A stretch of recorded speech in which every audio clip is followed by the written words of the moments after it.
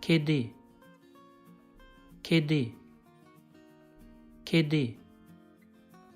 Kedi en sevdiğim evcil hayvan. Kedi en sevdiğim evcil hayvan. Kedi en sevdiğim evcil hayvan. Sokakta siyah bir kedi gördüm.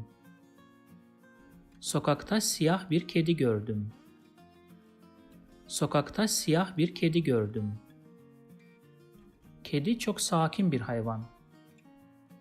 Kedi çok sakin bir hayvan. Kedi çok sakin bir hayvan.